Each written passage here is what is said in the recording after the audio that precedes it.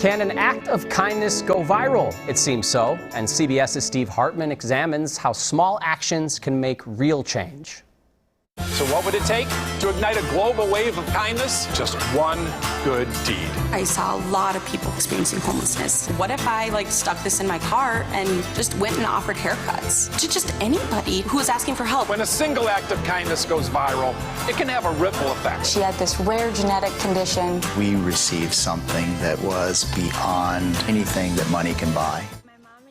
Gotta love Steve's stories. On Wednesday, the CBS News special, The Gift, Kindness Goes Viral with Steve Hartman, shines a light on ordinary people committing extraordinary acts that change lives far beyond their communities. And one of the people we'll meet in that special is a Twin Cities woman whose life was changed forever by a hairdresser who cared. So we're excited to welcome Katie Steller to the fore. Katie, thank you so much for joining us. Thank you for having me. I appreciate it. Those red chairs almost becoming iconic around our city. We call it the Red Chair Project. So what is that? Yeah, so the Red Chair Project started just a few years ago, and it came from a place of, driving around and seeing people that I drove by, every single day that were asking for help. And then for me to realize, I actually have never asked them their names. You drive around and see people and you're like, you might make assumptions, you might make judgments, you might avert your eyes because it's uncomfortable. But really, what we're experiencing is people who are just looking for help and looking for connection.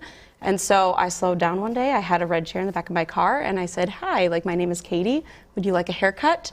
And that's kind of where it all started. And from there, we have definitely given many more haircuts than I expected. It was one of those things where it was if that haircut was the start and an end of the Red Chair Project and that one person felt connected and less alone, it was a success. But it didn't stop there. We're talking years of haircuts, possibly hundreds at this point. Absolutely. What's keeping you going? I think just this idea of, this ripple effect of kindness of, you don't know how you showing up in the world might impact others.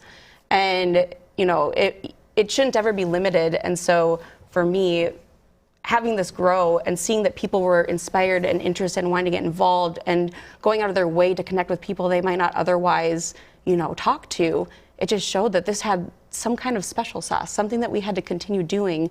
And a haircut for me is a vessel of connection and to show care and compassion to others. Well, we want to make sure people have a little preview of what you've been doing. So here's a clip from the upcoming broadcast. What does it mean that somebody cares enough to lay their hands on you? It means a lot because that's the thing I crave more than anything after being homeless for so long. It's just that closeness of just human contact. I was just saying, I drive by that spot every day. It would be something to see your chair there. Over these years, how has doing this day in and day out, how has this impacted your view of the community and specifically the people that you say often get overlooked?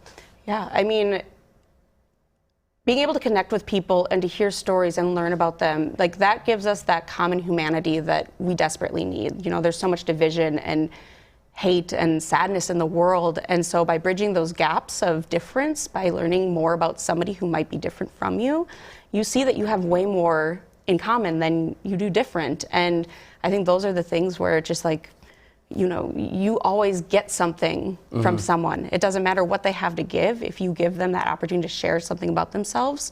And so by being able to do that over and over and over again, it's been incredible. And this has started to evolve beyond just what you're doing to help these people. We have a new project, the Stellar Kindness Project. What is that? Yeah, so the Stellar Kindness Project is actually kind of the overarching project of the Red Chair Project. And so the Red Chair Project is just an aspect of it.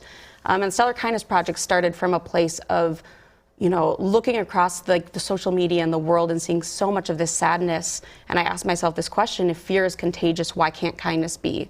And so that's when I decided to start sharing these quiet acts of kindness from everyday individuals for people to read about and learn about and to see that the way you show up in the world matters and your impact might be greater than what you realize. And so to continue showing up in that way. And so that was the Stellar Kindness Project and where it kind of was birthed. And then from there, it has just grown and evolved organically, which the Red Chair Project is an example of that. How can someone contribute to this project? It's merely just seeing something and making sure you're aware of it. Yeah. So people can reach out to us. They can go to our website. They can sign up to volunteer, to donate, to share a story with us. And I mean, that's our whole hope, is to just highlight the fact that it doesn't take a grand gesture, it doesn't take a lot of money, it doesn't take a lot of time, to impact somebody else. We want to really encourage people that the way that you show up most authentically and organically has the biggest impact.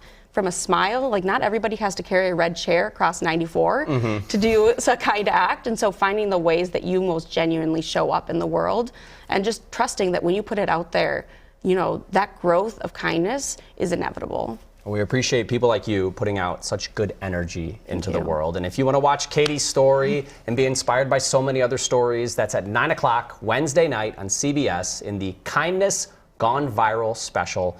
And we're sharing more about the Stellar Kindness Project. You can find it on WCCO.com.